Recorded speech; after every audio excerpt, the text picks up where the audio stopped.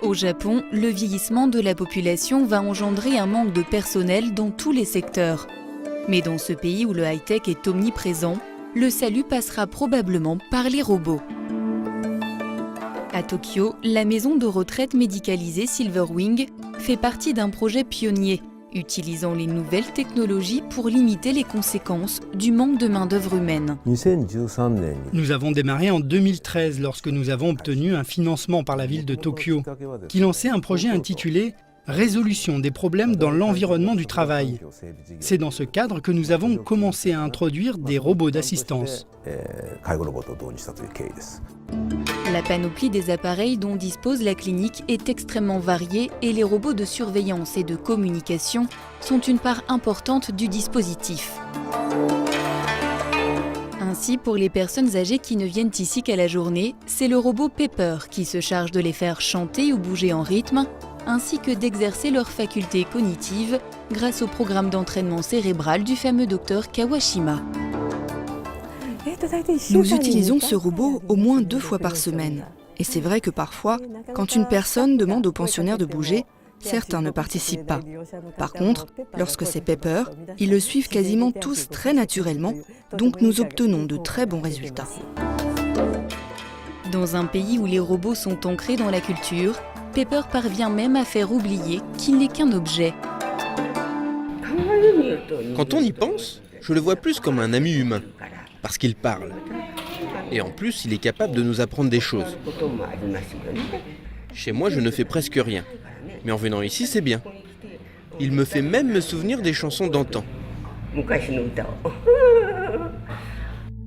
La clinique Silverwing a aussi beaucoup investi dans les appareils de rééducation, comme ces surprenants exosquelettes se fixant au niveau des hanches et des cuisses et dont les petits moteurs électriques facilitent l'extension des jambes lors de la marche.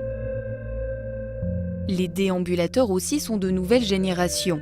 Ce modèle appelé Popo permet de transférer facilement un patient en chaise roulante pour éviter tout risque de chute. Le futuriste robot déambulateur Tri utilise lui des capteurs de pression au niveau des pieds et une tablette numérique pour donner des instructions aux patients.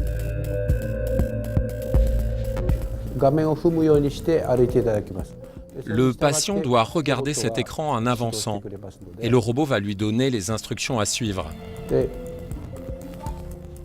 À chaque pas, il mesure la pression des pieds gauche et droit et utilise ses résultats pour corriger la marche.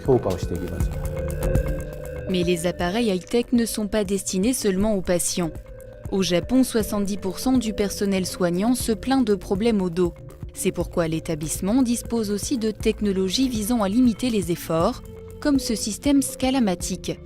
Il permet de descendre ou de monter des escaliers sans effort avec un fauteuil roulant, ou d'ingénieux lits robotisés qui se séparent en deux pour se transformer en fauteuil roulant. Et le plus innovant dans ce domaine, ce sont les Muscle Suits, des combinaisons décuplant les forces grâce à des muscles artificiels pneumatiques et fonctionnant simplement grâce à de l'air inspiré ou expiré. Je commence. Vous voyez là, ça fait une forme de L. Mais quand la contraction des muscles artificiels se fait, ça appuie au niveau des hanches et des cuisses et ça m'aide à soulever la charge.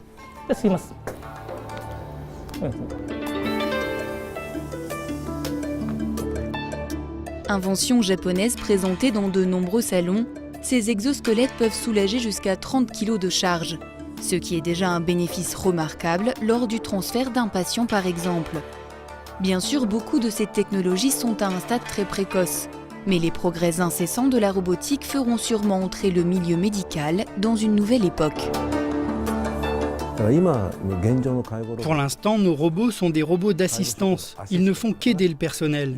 Mais ce que nous attendons vraiment, ce sont des robots qui travailleraient ensemble avec nos staffs. Et dans le futur, grâce au progrès de l'intelligence artificielle, je pense vraiment que l'ère des robots infirmiers finira par arriver. Même si l'évaluation précise de l'efficacité de ces appareils reste à établir, Silverwing est déjà une véritable fenêtre sur le futur qui nous montre à quoi ressembleront les établissements de soins de demain.